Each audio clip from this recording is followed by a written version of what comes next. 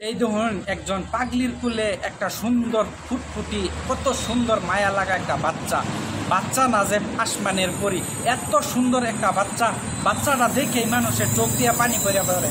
যার কুলে বাচ্চাটা সেই কোনো বুঝে না মাতৃত্ব কিভাবে পালন করা যায়। তাহলে দেখুন একটা পাগলের কুলে যখন এরকম বাচ্চা আয়ে তাহলে কিছুগুলা কুলাঙ্গার আছে আমরা সমাজের মধ্যে, কিছুগুলা কুলাঙ্গার এরকম কুকর্ম তাও কি পাগলের সাথে রাস্তার পাগল মানে কিনো পাগলটা আর কি বলবেন।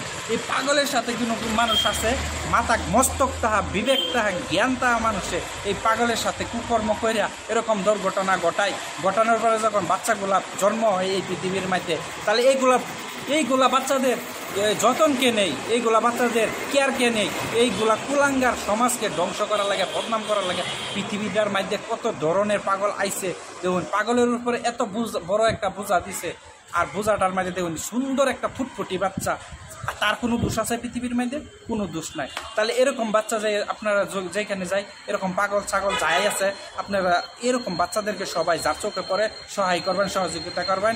আর এরকম যারা কুলাঙ্গারের মাঝে ধরা পড়ে ওদেরকে খুব ভালো করে আপনারা একটা বিচার করবেন, যাতে এই পৃথিবীর মধ্যে আর কোনোদিন এরকম দুর্ঘটনা না ঘটে। তাহলে দেখুন যাই না বুঝে যদি এরকম পাগলের উপরে এত বড় একটা দায়িত্ব দেওয়া দেয় তাহলে কতটা, আর বাচ্চাটা জন্য কত মায়া লাগছে।